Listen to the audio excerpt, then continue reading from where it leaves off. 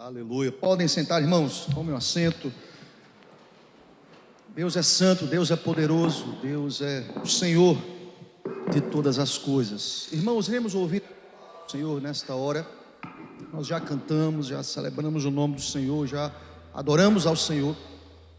Nesta hora iremos ouvir a palavra, a santa e preciosa palavra do Senhor. Quer seu coração, iremos orar, pedindo a Deus que Ele ilumine as nossas mentes, que haja entendimento, que através do entendimento da palavra, e palavra entendida, essa palavra estará cumprindo os desígnios, e que Deus nos abençoe, que Deus nos edifique nesta manhã, em nome de Jesus. Deus, aqui estamos, iremos ouvir a Tua palavra, ela é suficiente para as nossas vidas, e nós estamos reunidos aqui nesta manhã porque a Tua palavra é a verdade, e as nossas vidas são santificadas, nós somos santificados através da Tua santa e preciosa palavra, Senhor.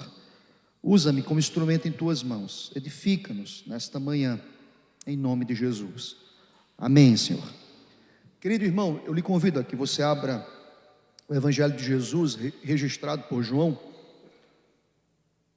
capítulo 5, Evangelho segundo escreveu João, capítulo 5. E nós iremos ler um texto, irmãos, muito conhecido da igreja, que nos fala sobre a cura de um paralítico, ali no tanque, em Betesda. Eu queria nesta manhã pensar sobre a graça do Senhor. Quando a graça interrompe a lógica humana, quando a graça se manifesta, irmãos, a lógica humana deixa de existir, porque Deus age de maneira surpreendente, irmãos, e nós iremos perceber durante a leitura do texto e durante a exposição desses versículos. Iremos ler do verso 1 ao verso 9, João, Evangelho segundo escreveu João, capítulo 5, do versículo 1 ao versículo 9, o texto nos diz: passadas estas coisas, havia uma festa dos judeus, e Jesus subiu para Jerusalém. Ora, existe ali, junto à porta das ovelhas, um tanque, chamado em hebraico Betesda, o qual tem 5 pavilhões. Nestes jazia uma multidão de enfermos, cegos, coxos e paralíticos, esperando que se movesse a água, porquanto um anjo descia em certo tempo, agitando-a. E o primeiro que entrava no tanque, uma vez agitada a água, sarava de qualquer doença que tivesse. Estava ali um homem enfermo, havia 38 anos. Jesus, vendo deitado e sabendo que estava assim há muito tempo, perguntou-lhe: queres ser curado? Respondeu-lhe o enfermo: Senhor, não tenho ninguém que me ponha no tanque quando a água é agitada, pois enquanto eu vou, desce outro antes de mim. Então lhe disse Jesus: levanta-te, toma o teu leito e anda. Imediatamente o homem se viu curado e, tomando o leito, pôs a andar, e aquele dia era sábado. Que Deus aplique esta leitura em nome do Senhor. Irmãos, é interessante como o Evangelho de João ele é escrito com o desejo de apontar a divindade de Jesus. Vocês sabem, irmãos, os evangelhos sinóticos aqui no contexto em que João foi escrito, o Evangelho de João foi o último evangelho a ser escrito, irmãos. Há mais de 20 anos, os evangelhos sinóticos já circulavam lá. Mateus, quem são os evangelhos sinóticos? Mateus, Marcos e Lucas. Ou seja, há mais de 20 anos, essas mensagens já estavam circulando entre o povo. Quase 20 anos depois, João escreve o seu evangelho, o Evangelho de Jesus, registrado pela sua pena, pela sua leitura, pela sua visão, iluminado, inspirado pelo próprio Deus. E nós entendemos, irmãos, que o Evangelho de João tem uma característica pessoal quanto ao apontamento aqui da divindade de Cristo, porque no final do primeiro século, a divindade de Cristo começou a ser questionada, irmãos.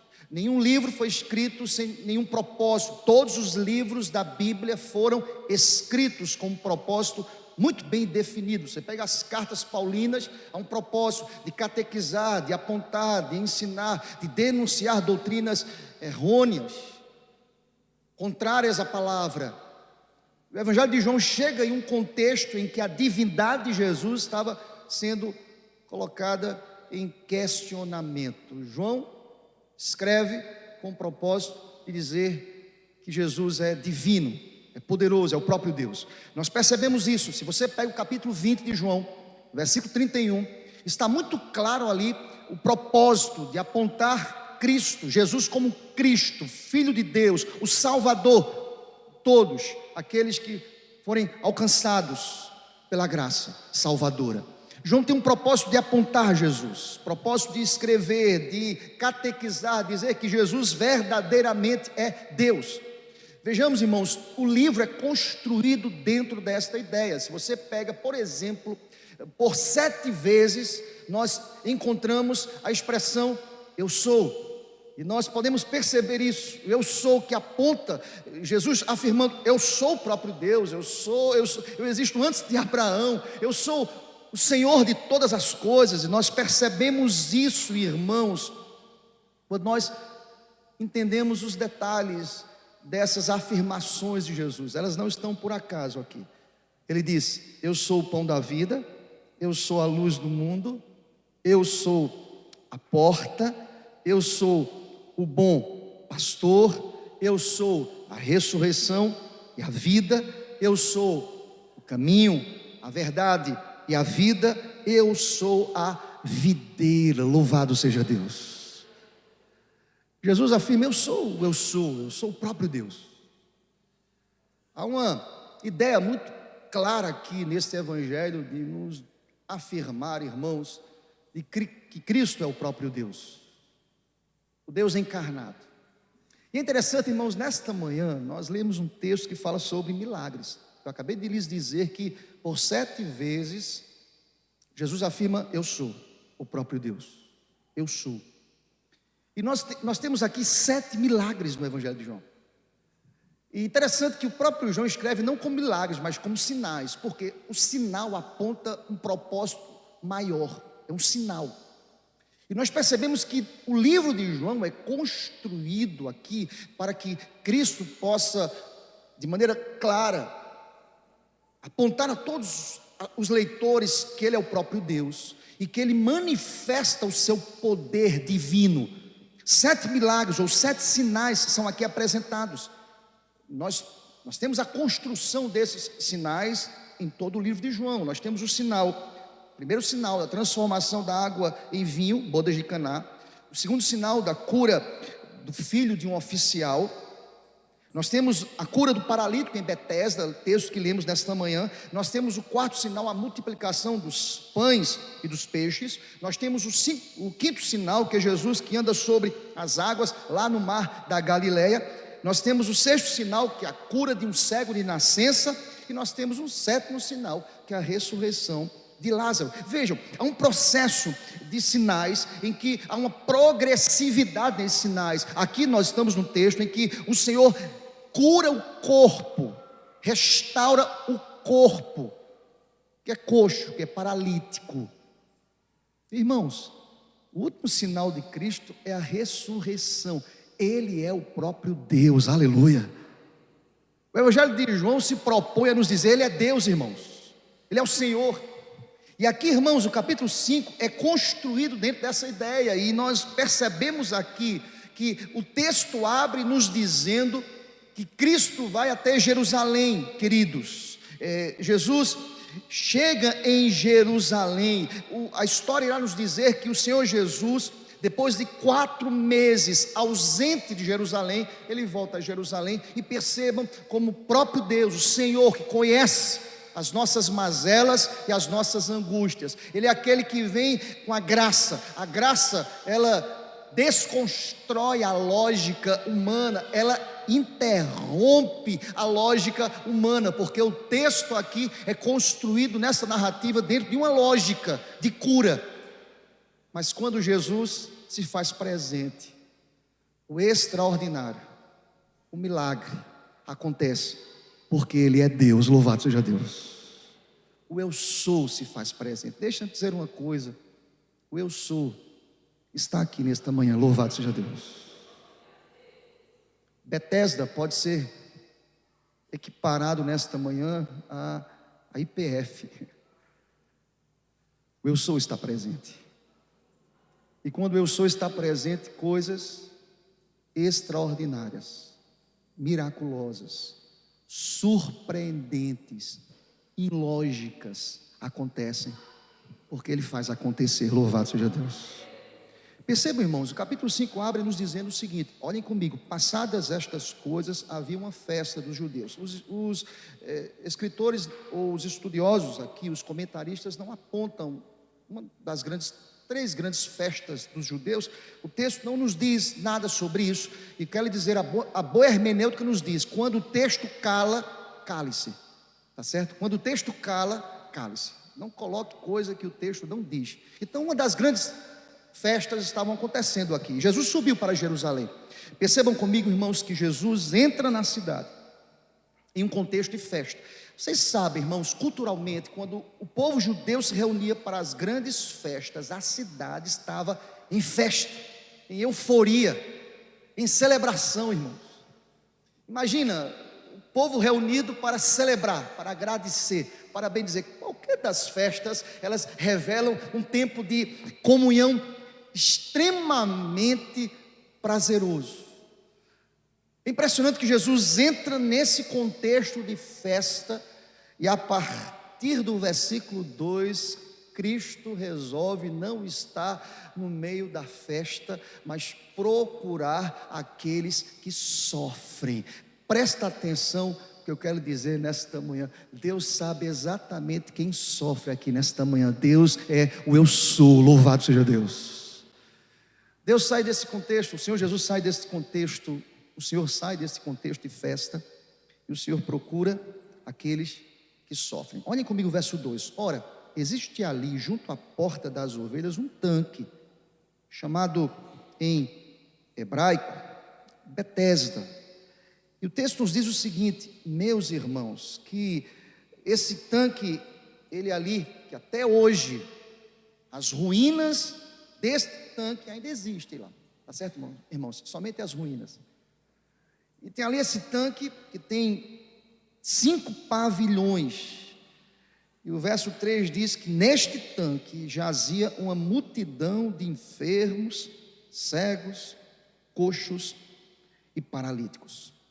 Irmãos, é interessante, irmãos, que historicamente este tanque aqui, em certa vez eu disse aqui na igreja, que tem por nome Betesda, casa de misericórdia, e historicamente esse tanque estava próximo ali, irmãos, à entrada fora do templo, próximo à porta de entrada do templo, onde jazia ali, trazia ali ovelhas que eram sacrificadas, e esse tanque era muito conhecida, de tal forma que ali, esta porta era conhecida como a porta das ovelhas, o sacrifício, o cuidado dessas ovelhas, eles aconteciam ali, elas eram sacrificadas ali, a porta das ovelhas, próximo a este tanque.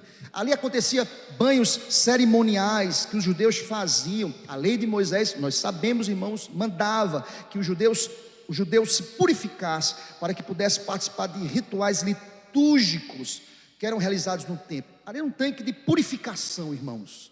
O tempo passou e aquele tanque transforma-se em um contexto, em um local em que, nos diz o texto, algo diferente acontecia. Eu já ouvi pastores afirmarem assim, uma lenda circulou acerca disso. Irmãos, o texto não fala nada sobre isso. Quando o texto se cala, nós devemos calar. Verdade é que algo acontecia ali neste tanque.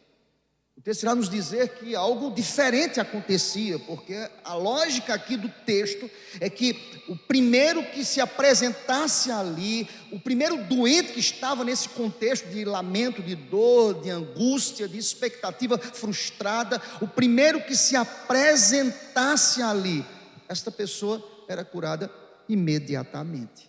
Até o versículo 4, nós temos aqui a construção de uma realidade que é a lógica deste tanque, daquelas pessoas. O primeiro que chegasse era curado. Olha o que eu quero dizer a você nesta manhã, irmãos. A graça de Deus, ela não cumpre a lógica humana. A graça de Deus é um favor que ninguém merece. Louvado seja Deus. Vejam, se nós olharmos até o versículo 3, nós devemos perceber que o princípio pregado aqui a esse acontecimento era o princípio da meritocracia. É quem chegasse primeiro. Vejam, em alguns aspectos nós percebemos que para algumas realidades religiosas é quem chega primeiro, é quem merece. Eu quero lhe dizer nesta manhã que a graça, ela desconstrói essa realidade. É para quem não merece, é para quem não chega primeiro, é para quem está ali necessitando de cura, é para quem está doente, é para quem está afastado muitas vezes da linha de chegada, é para quem não é merecedora. Graça é favor, irmãos, é cáris, ninguém merece. Deus vem com graça, com misericórdia, com favor. Ele fez isso conosco, historicamente falando, em um momento em que a graça de Deus invadiu o nosso coração, e esta graça foi irresistível, e Ele nos fez novas criaturas. Louvado seja Deus. Mas eu quero dizer que Deus continua sendo o mesmo, a graça continua sendo manifesta, e se Ele quiser, nesta manhã, vidas podem ser curadas em nome do Senhor, salvas, libertas.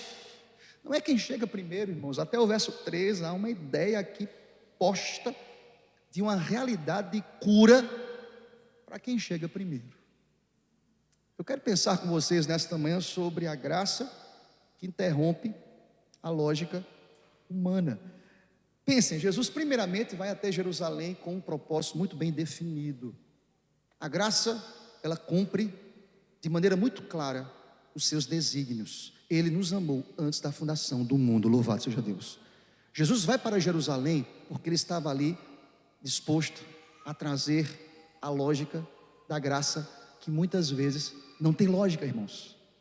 Jesus se apresenta em Jerusalém para procurar um local em que pavilhões representavam aqui um hospital público. Jesus deixa o contexto de festa e vai para o hospital. Há uma lição espiritual nisso aqui, irmãos. É que muitas vezes, no contexto de festa, nós esquecemos da graça. Nós estamos tão maravilhados com a festa que esquecemos o autor da festa, o Senhor da festa. Há muitas pessoas envolvidas em muitas festas, em muitos barulhos do mundo, que muitas vezes esquecem do Senhor de todas as coisas. Jesus sai do contexto de festa. Jesus vai a um hospital. Jesus vai à procura de quem carece, de quem está angustiado. Olha o que eu quero dizer também para você nesta manhã. Jesus está aqui porque Ele sabe exatamente como você está aqui nesta manhã. Jesus está disposto a visitar os pavilhões do teu coração, do meu coração, da tua mente, da minha mente, com graça, com favor que nenhum de nós merecemos. Bendito seja o nome do Senhor para sempre. Amém, Senhor. Veja, eu quero dizer algumas verdades aqui desse texto que me ensinam aqui em João capítulo 5. Dito isso, apresentado aqui o contexto, o pano de fundo, nós começamos agora a entender a graça aqui. Nós começamos a entender que a graça não tem lógica, humanamente falando. Que a graça, ela destrói claramente a realidade humana. Vejamos, irmãos, a graça primeiramente, ela não segue o mérito humano. Olhem comigo o versículo 5 e a parte A do versículo 6. Diz a palavra: estava ali um homem enfermo, havia 38 anos. Jesus, vendo-o deitado e sabendo que estava assim há muito tempo, sabendo que estava assim. Tem algumas palavras, irmãos, no texto que elas são reveladoras. Jesus não chega ali desavisado. Jesus sabe exatamente que aquele homem estava há muito tempo ali. Claro, 38 anos, não, o texto também não diz se ele passou 38 anos, impossível, ali naquele tanque. Mas boa parte ele passou ali na expectativa, quem sabe, de um dia alguém levá-lo às águas. Porque circulava essa ideia de quem chegasse primeiro era curado. Jesus vai especificamente à procura deste homem. Jesus deixa de estar nos corredores da alegria para procurar e dirigir-se ao tanque da dor, do lamento, da solidão, da esperança frustrada, em um tanque que é conhecido como casa de misericórdia, quando as pessoas não têm misericórdia, irmãos. Porque é cada um por si, é quem chegar primeiro, ninguém tem misericórdia. Eu não sei se vocês percebem isso, parece que é o extrato social dos nossos dias, é o meu prazer, é a minha festa, é a minha conquista, é a minha cura, eu preciso vencer. A lógica humana muitas vezes é egoísta, é narcisista. A lógica que era quem chegasse primeiro, irmão. Jesus chega aqui na história para dizer não, a graça é favor, que nem o primeiro merece, nem o último merece, mas a graça é o favor que todos precisam. Louvado seja Deus. É o favor de Deus para o homem. Diz a palavra que havia uma multidão, o texto é revelador, uma multidão de enfermos, mas Jesus vai à procura de um homem. Olha aqui para mim, querido, Deus sabe como nós estamos aqui nesta manhã. Às vezes nós, dentro da nossa lógica, em um contexto de multidão, nós não conseguimos identificar quem precisa. Não é verdade, irmãos? Às vezes alguém que senta ao nosso lado, quantas pessoas que estavam ao lado desse paralítico e não perceberam as necessidades, não apenas físicas, mas de sua alma. Muitas vezes nós não percebemos a necessidade do outro que senta ao nosso lado, as suas dores, os seus lamentos, as suas agruras, as suas decepções, mas está ao nosso lado cantando, dizendo que Deus é santo, Deus é poderoso, mas ele sofre ao meu lado. Eu quero lhe dizer nesta manhã que Deus, o nosso Deus, ele sabe exatamente o que nós necessitamos. Louvado seja Deus. Eu não preciso gritar. Esse paralítico que estava ali, mais um dia de trabalho. Veja, o texto fala sobre leito. Irmão, quando você pensar sobre leito, não pense em um colchão bonito, não. O leito vem da palavra catre no original, que é um colchão de palha. O catre era um colchão que você enrolava, colocava debaixo do braço e levava para onde você quisesse. Todos os dias esse homem enrolava esse catre, o seu colchão de palha, colocava debaixo do braço e colocava ali, para ter mais um dia. Alguém o levava, lógico, para ter mais um dia de que alguém o levasse até as águas, para depois que elas fossem agitadas. Mais um dia comum para aquele homem. Quem sabe, eu vou passar o dia todinho aqui e ninguém, quem sabe uma alma bondosa possa me levar. Mas qual é a lógica humana? É a minha cura. Eu também preciso. Ele cuida da vida dele, ele procura os seus próprios meios, que eu vou procurar os meus meios para ser curado. Eu preciso chegar primeiro. Mas Jesus chega, irmãos. Jesus se apresenta aqui diante de um homem que estava há 38 anos enfrentando uma enfermidade. Esse homem é agraciado pelo Senhor. Por isso que eu lhe digo, queridos, que a graça não segue o mérito humano. Jesus viu este homem, Jesus fitou o seu olhar de compaixão, Jesus sondou a sua alma. O Senhor sabia que ele estava ali de maneira inválida, estava numa condição lamentável há muito tempo. Como é que Jesus tinha esse conhecimento? Ele é o próprio Deus. Ele é o eu sou, irmãos, diz aqui no Evangelho de João. Ele conhece todas as coisas, ninguém o informou antecipadamente. O texto não traz uma ideia de que alguém disse a Jesus: Jesus, olha, tem um homem ali que ninguém o ajuda, ele está há 38 anos, ninguém comentou isso com Cristo. O texto diz que Jesus foi até aquele lugar, procurou esse certo homem que estava afligido, angustiado, decepcionado com as relações humanas. Quem sabe existem pessoas aqui na igreja, religiosas, decepcionadas com as relações humanas. Quero dizer também, Jesus, o misericordioso, o bondoso, que não esquece dos seus, está aqui nesse lugar e continua sendo o mesmo Deus, aleluia. Ele vai à procura de gente que não merece. Eu e você, nós não merecemos, irmãos. E Jesus vai à procura desse homem. Jesus não teve nenhum conhecimento prévio aqui. Quem o revelou? Lembre-se, qual o propósito de João? Revelar e apontar através do eu sou e dos sinais, a natureza divina de Jesus. Jesus vai à procura desse homem. Ele que viu, não foi o homem que viu Jesus. Olha para o texto, irmãos, o texto é revelador. Havia ali um homem enfermo, havia 38 anos. Jesus vendo deitado, Jesus vai à procura procura, é a graça que nos procura, é o favor que nos procura. Você veio aqui ao templo, querido, mas Jesus, o poderoso, o misericordioso, nos procurou. Louvado seja Deus. Diz a palavra que ele o viu deitado. Olha que a palavra ainda no verso 6, ele sabia que ele estava assim há muito tempo. Pensem comigo, irmãos. Eu gosto de ler a palavra imaginando. É como se Jesus estivesse deslocando para Jerusalém. Depois de 4 meses. Diz assim, eu vou lá para Jerusalém. Tem um rapaz lá, que está deitado, próximo ao tanque de Betesda. É assim que acontece, ele é Deus, irmãos. Eu vou lá à procura desse rapaz. Ele está frustrado, ele está angustiado. Eu vou manifestar a minha graça. É como, se você fizer um paralelo, é como se você saiu de casa hoje, se organizou, se arrumou, tomou seu café da manhã, veio para o templo. Jesus estivesse dizendo, eu vou abençoar aquela vida. Ela nem sabe, mas a minha graça vai ser derramada sobre esse coração. Louvado seja Deus. Aquele rapaz saiu mais um dia para o tanque de Betesda, e Deus estava dizendo, hoje o dia vai ser diferente para ele. Eu estarei com ele. Presta atenção, todas as vezes que Deus se apresenta às nossas vidas, algo extraordinário acontece, algo gracioso acontece, porque a graça, ela não está em comum acordo com os méritos humanos. Ficou claro para a gente, essa é a primeira verdade, porque a salvação é pela graça. Baseado em quê? A boa hermenêutica diz que a Bíblia se explica pela Bíblia.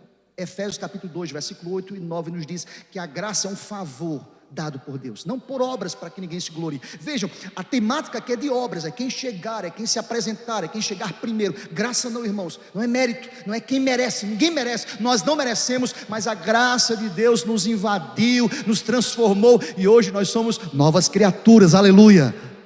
Então a graça, ela não está de acordo com os méritos humanos. Segunda verdade que o texto apresenta é que a graça confronta, irmãos, em segundo lugar, confronta a mentalidade religiosa.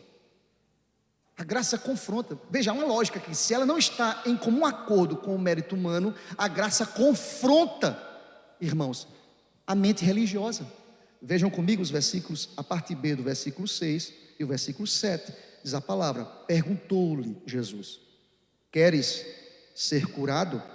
Respondeu-lhe o enfermo, Senhor, não tenho ninguém que me ponha no tanque quando a água é agitada, pois enquanto eu vou, sempre desce outro antes de mim.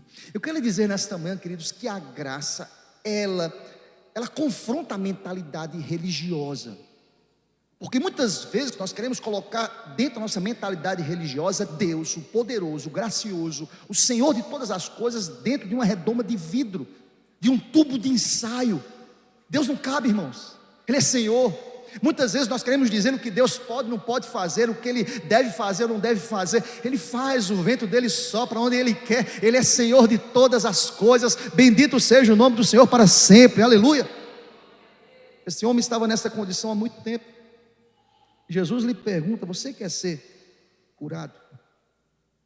Alguém pode perguntar aqui, lendo assodadamente a Escritura, que pergunta sem lógica, como é que um paralítico está esperando a vez dele, a oportunidade dele, não quer ser curado? Vejam, essa pergunta ela é profunda, é muito mais do que uma resposta lógica. Jesus conhecia não apenas a condição física desse homem, Jesus conhecia os traumas e as dores de sua alma. Tem muita gente que é curada fisicamente, mas continua com traumas no coração e na alma. Jesus conhece o íntimo da gente. Jesus é poderoso para curar o nosso íntimo. Ele faz aquilo que ninguém pode fazer. Ele é aquele que diz ao paralítico, levanta, toma o teu leito e anda. Mas Ele é aquele que diz, os teus pecados estão perdoados, porque Ele é Deus, aleluia. Ele conhece o nosso interior, Ele conhece a nossa mente. Tem muita gente que fisicamente está muito bem aqui nesta manhã, mas a alma está dilacerada, trôpega, paralítica, angustiada, limitada pelas decepções, pelas fragilidades da alma, pelas lutas que enfrentam. Jesus pergunta, queres ser curado? Jesus vai ao âmago da questão. Jesus vai àquela alma aflita, decepcionada com esse processo, vou chamar de processo religioso, que é pesado, que muitas vezes machuca, coloca sempre em destaque os que mereceram, quem sabe, pela nossa visão, pela nossa ótica, pelas nossas lentes. Jesus chega para dizer, querem ser curado dessa religiosidade que é pesada, desse processo aí que vocês estão elaborando, de que o mérito deve ser exaltado. Não, eu estou aqui, quero ser curado. Quando Cristo se apresenta, Ele cura a mais profunda dor da nossa alma. Ele é o mesmo, Ele pode te curar nesta manhã, louvado seja Deus. Muita gente na igreja religiosamente, mas a alma está paralítica. Esta pergunta indica aqui, irmãos, penso eu, irmãos, que a alma deste homem tinha descido a um estado mórbido de angústia. Queres ser curado? Olha aqui para mim, querido. Jesus te pergunta nessa manhã: queres ser curado? Mas se você está aqui na igreja hoje, mas se você vem à igreja religiosamente, mas o eu sou continua perguntando ao nosso coração: queres ser curado? Tem muita gente que está aqui dominicalmente, levanta as mãos, canta, mas a alma está angustiada, a mente está aflita, o sofrimento ladeia a sua caminhada. Jesus pergunta para a gente também nesta manhã: queres ser curado? É claro, irmãos, a resposta é óbvia. Aquele homem queria ser curado. Irmãos, vocês percebem, alguém deu atenção a este homem. Vocês percebem, muitas vezes ninguém nos dá atenção. Você entra e sai na igreja e ninguém lhe dá atenção. Deus nos dá atenção. Amém, irmãos? Porque a partir do momento que a palavra é aberta e exposta, Ele fala conosco, Ele nos dá atenção. Jesus para aqui. Eu estou falando do Deus Todo-Poderoso que procura esse homem e faz a pergunta que aquele homem esperava há 38 anos, irmãos: queres ser curado? É interessante que a resposta deste homem, ele apresenta a regra, é cada um por si. Vejam, versículo 7, ele responde pronto, ele nem pensa: Senhor, eu até quero, mas ninguém me põe lá naquele tanque. A água é agitada, mas eu sempre vejo que eu não tenho a oportunidade de ser curado, pois enquanto eu vou, sempre alguém desce antes de mim. Vejam, aquele homem apresenta os métodos humanos, que espera a água se mover, enquanto Cristo está presente para nos dizer que Ele está aqui, está ali, está hoje, estará amanhã, para confrontar a nossa mentalidade religiosa, irmãos. Ele faz, e quando Ele quer fazer, não há quem possa resistir. Louvado seja Deus. Quando Deus quer fazer, ninguém resiste. Improvável acontece. No tanque de Betesda, Jesus Cristo age de maneira completamente diferente dessa lógica humana. Mas uma terceira e última verdade, para a gente fechar aqui esse contexto aqui, irmãos, essa narrativa aqui. A terceira e última verdade, irmãos, além da graça não estar em comum acordo com a lógica humana, além da graça confrontar a mente religiosa que nós temos muitas vezes, porque aqui há um processo religioso, vocês não percebem isso, mas aqui, acho que você já percebeu também, irmão. Tem que alguém agitar a água tem que ser agitada, alguém tem que ser levado em primeiro lugar. Veja, aqueles processos religiosos que nós condicionamos o agir de Deus a esses processos religiosos. Deus é Deus, meu irmão. Nada vai acontecer. Eu oro tantos anos pelo meu marido, pela minha esposa, pelos meus filhos, para que algo poderoso aconteça pelo meu ambiente de trabalho. Eu quero lhe dizer nesta manhã: Deus é Deus.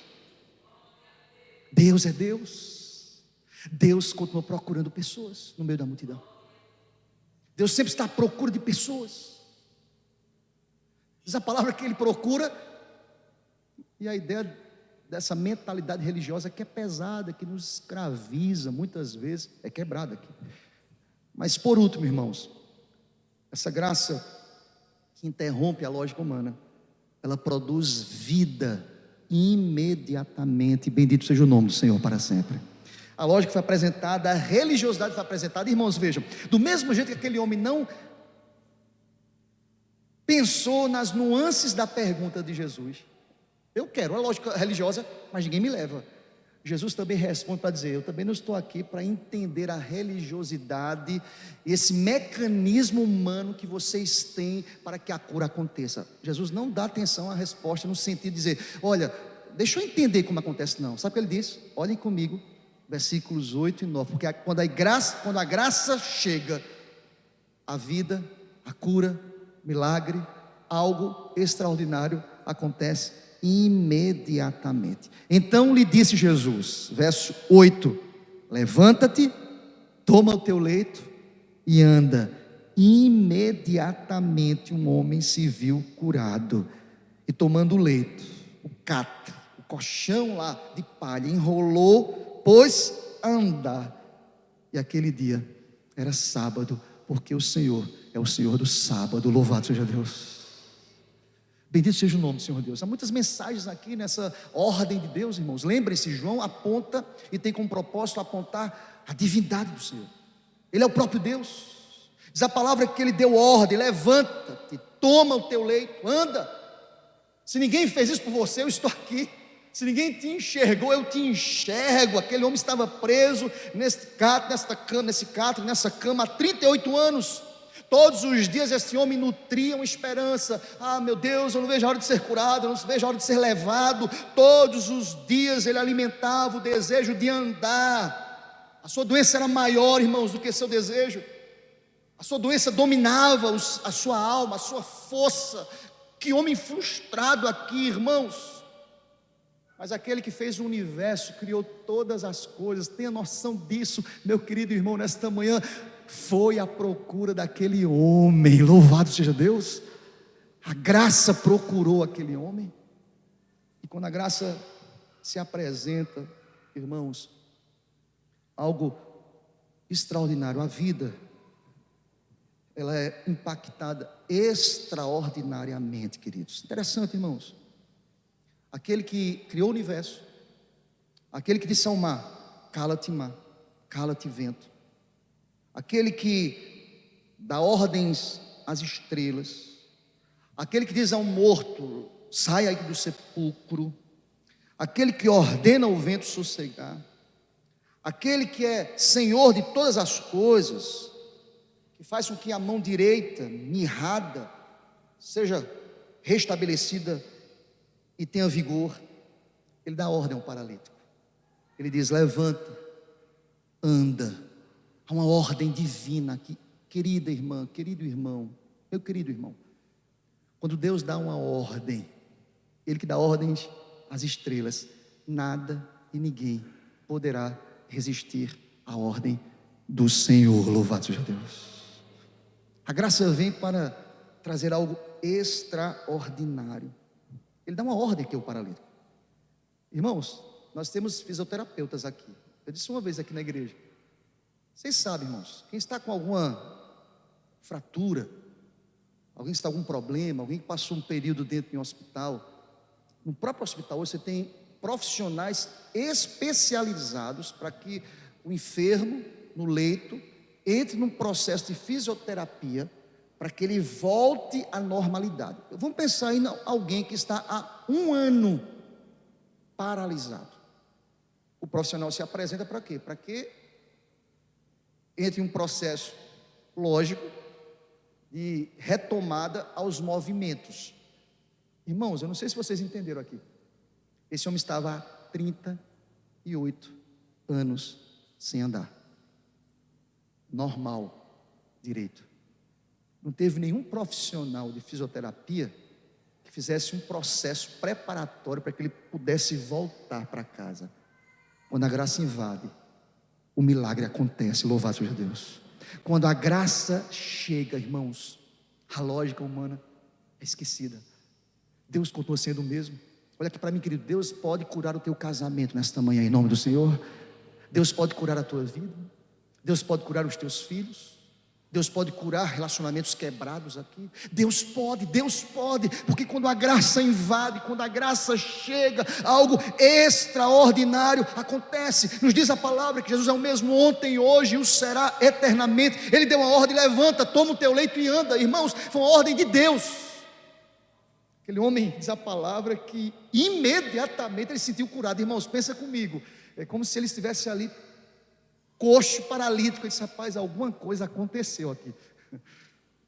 Algo aconteceu. Nós sentimos, nós testemunhamos, nós presenciamos o agir de Deus.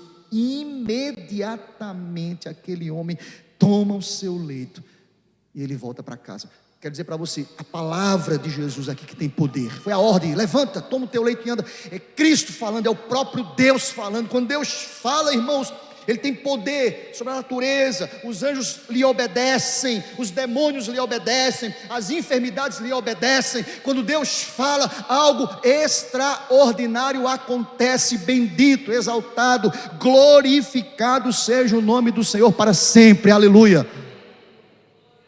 E Ele está aqui nesse lugar. Eu quero concluir dizendo isso ao teu coração. Ele está aqui. Agora pensem comigo, irmãos. Aquele homem toma o leito dele. A palavra que imediatamente é tirada de uma palavra. A ideia que é no mesmo instante. Ele nem pensou, irmãos. Ele foi atingido ali pela graça, tocado pela graça. No mesmo instante. Há uma ênfase aqui na palavra imediatamente. Há uma ação de cura imediata, completa, não para ser completada, completa. Imediatamente ele pega a sua esteira, ele sai andando. Eu fico imaginando esse homem voltando para casa, irmãos, dizendo, algo extraordinário aconteceu. Quem sabe nesta manhã pessoas estarão voltando para casa, dizendo, algo extraordinário aconteceu. Algo extraordinário aconteceu. O eu sou, Ele continua sendo o mesmo Deus. Bendito seja o nome do Senhor para sempre. Deus aplica essa palavra à minha vida e à sua vida, em nome de Jesus.